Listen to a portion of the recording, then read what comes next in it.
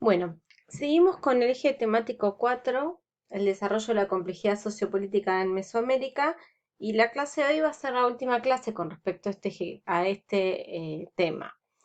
Particularmente en la clase de hoy vamos a abordar los últimos dos temas de esta unidad. Vamos a continuar con el tema que comenzamos la clase pasada, que tiene que ver con la centralización del poder y el urbanismo en los primeros estados mesoamericanos, sobre todo correspondientes al periodo clásico, en el cual vimos el ejemplo de Teotihuacán como un caso eh, paradigmático y atípico respecto a la forma de gobierno y respecto a la forma de organización urbana, ¿sí? Y también la importancia de Teotihuacán, que realmente fue el estado que mayor, digamos, vínculos e interacciones a distancias y mayor control económico de un territorio más amplio obtuvo dentro del periodo clásico. Hoy vamos a ver particularmente qué sucedía a nivel contemporáneo en la zona maya, ¿sí? Con las sociedades mayas.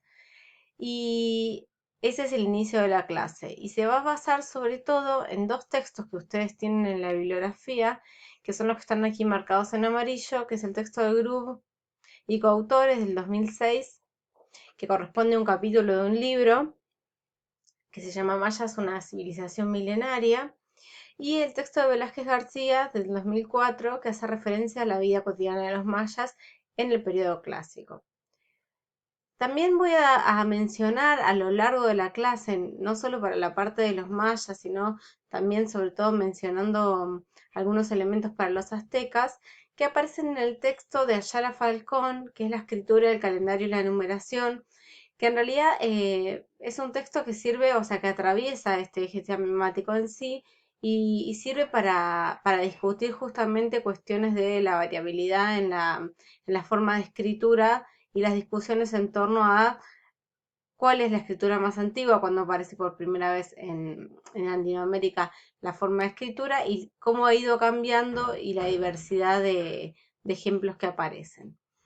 Luego en la segunda parte de la clase me voy a detener sobre todo a explayar el tema de los aztecas, que es posterior al caso maya del periodo clásico y que es posterior al caso de Teotihuacán que expliqué la clase pasada. Bien, como siempre comenzamos nuestro tema ubicándonos en el tiempo y en el espacio y utilizando el cuadro de periodificación de López Austin y López Luján. Y como les mencionaba recién, nosotros la semana pasada nos centramos en el desarrollo del centro en México o Valle de México en el periodo clásico temprano, haciendo énfasis en el surgimiento del urbanismo y las características del poderío de Teotihuacán y las particularidades de su organización política. Como nosotros habíamos mencionado, Teotihuacán tuvo fuertes lazos más allá del Valle de México con sociedades que que habitaban y tenían sus capitales y sus ciudades en otras regiones. Puse como ejemplo lo que ocurría en la zona de Oaxaca y cerré la clase pasada con el caso de ejemplo de Monte Albán, que es la capital zapoteca. El caso de Monte Albán, ustedes no tienen mi bibliografía en la unidad, pero yo lo traigo a colación para que ustedes comparen y tengan noción de por qué Linda Manzanilla habla de Teotihuacán como la anomalía del periodo clásico. Entonces el ejemplo de Monte Albán, de los zapotecas, nos ayuda, junto con el de los mayas que voy a desarrollar ahora, nos ayuda a entender en qué aspectos Teotihuacán fue tan importante y también fue anómalo o atípico respecto a otros desarrollos estatales y a otras formas de organización urbana que se estaban dando en ese momento en Mesoamérica. Bien, como parte de la explicación de la influencia y la importancia del control económico, de los vínculos políticos que Teotihuacán tuvo más allá del Valle de México, habíamos hablado en la clase pasada de que incluso llegó a tener fuertes relaciones con las tierras bajas mayas. Particularmente el caso del desarrollo maya lo vemos en la materia vinculado a este periodo, al periodo clásico y vinculado sobre todo al desarrollo de Teotihuacán. Vamos a entender por qué a lo largo de la clase, ¿sí?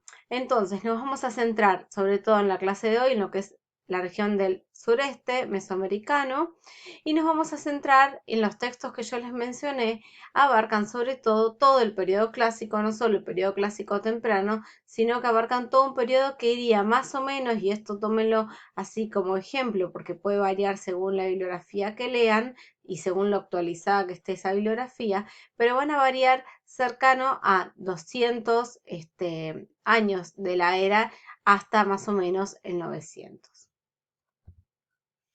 Un mapa, como siempre, además del cuadro cronológico, es fundamental tener un mapa. Aquí se ve sobre todo la zona de la península de Yucatán, la zona de las tierras bajas mayas y la zona de las tierras altas mayas. Como ven, el desarrollo maya abarca sobre todo gran parte de México y Guatemala, ¿sí? Y hay algunos sitios mayas también en Honduras y en El Salvador. Los distintos colorcitos que ven acá de los puntos indican cronología. Em, a diferencia de lo que muchas veces se cree a partir de la información que recibimos en la escuela, los mayas, a diferencia de los aztecas o de los incas, no formaron un imperio y tampoco tienen una cronología acotada como vamos a ver para los incas y para los aztecas. Los mayas tienen una diacronía muy importante y cambios enormes en el tiempo, y no se trató de un solo estado o de un imperio, sino que fueron múltiples estados y a su vez el desarrollo estatal varió entre las tierras bajas y las tierras altas según también el momento de la línea de tiempo en la que nos encontremos. Los puntos amarillos hacen referencia a la concentración de sitios que fueron datados para el periodo clásico. Fíjense que sobre todo están en este sector de tierras bajas y límites con tierras altas mayas. Y también los de color los de color rojo son del preclásico, menor cantidad de sitios, uno por acá, otro aquí y otros en esta zona más cercana a la costa del Pacífico. Y sitios del posclásico, es decir, que ya van a ser más contemporáneos con lo que es el desarrollo, por ejemplo, azteca, son los que aparecen en color naranja. Hay varios aquí en el sector cercano, en la península de Yucatán, más cercano a la costa al Océano Atlántico, y también hay varios sitios más cercanos a la zona del Pacífico. Como pueden ver, estos no son simplemente son sitios arqueológicos, sino que la mayoría de ellos lo que están representando son eh, centros de poder político que en algún momento fueron capitales de Estado, ¿sí? Gran cantidad de capitales de estados, gran cantidad de estados. De hecho, se cree que para el periodo clásico los mayas habrían desarrollado al menos 50 estados autónomos y medianamente independientes en lo que serían las tierras bajas. O sea, fíjense la diferencia entre pensar que los mayas fue un estado único o un imperio y estamos hablando claramente frente a numerosos estados de tamaño mucho más pequeño y que coexistieron entre sí, y ahora vamos a ver de qué manera fue esa coexistencia. La forma de gobierno de las organizaciones estatales mayas, a diferencia de lo que vimos la clase pasada para Teotihuacán, claramente fue, en este caso, fueron monarquías hereditarias. ¿Cómo sabemos esto y por qué vamos a ver que tenemos un grado de detalle incluso cronológico muy fino?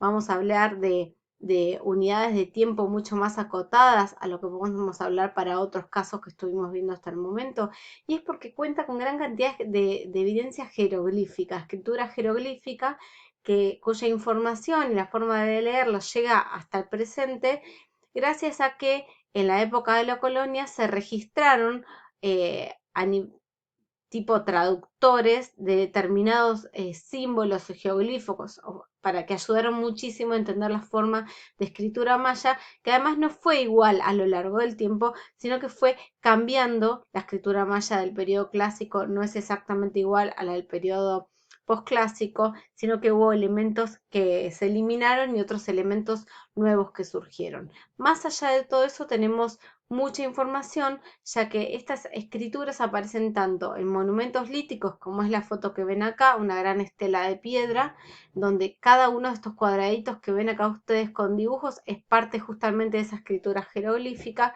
Y acá tenemos a dos personajes que ahora vamos a tratar de entender qué es lo que están haciendo o qué se está representando en esta imagen.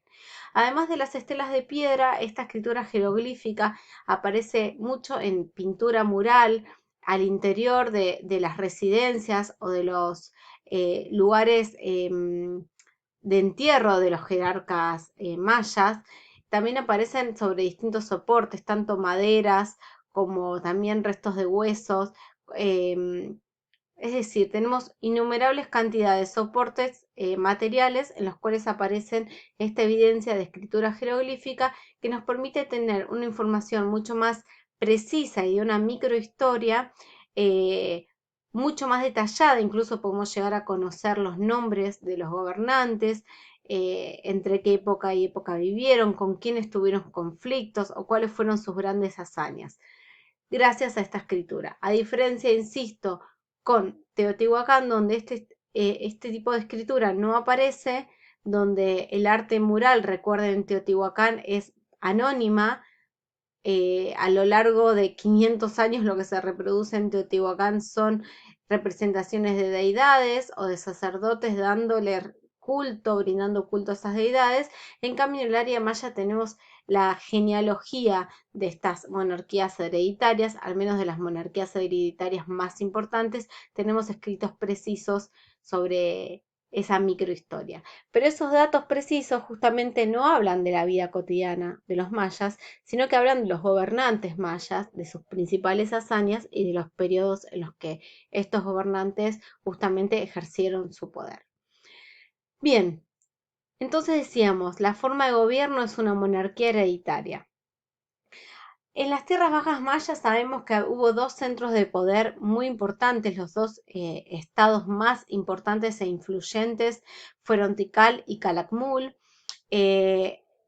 Claramente en ambos asentamientos, hacia el 400 años de la era, o sea, 400 después de Cristo, hay escrituras jeroglíficas de los jerarcas que los gobernaron. Los jerarcas eran representantes de los dioses en la tierra, realmente eran vistos como deidades, se les otorgaba un origen divino. ¿Y por qué esta importancia de diferenciar su origen divino respecto del resto de la clase noble? Es porque los investigadores dicen que la clase noble maya era muy grande, era muy numerosa, entonces era muy importante diferenciar dentro de la nobleza aquellos que tenían más poder de los que no tenían tanto poder. Y entonces los jerarcas, los que tenían más poder justamente, eran porque tenían lazos sanguíneos directos con las deidades.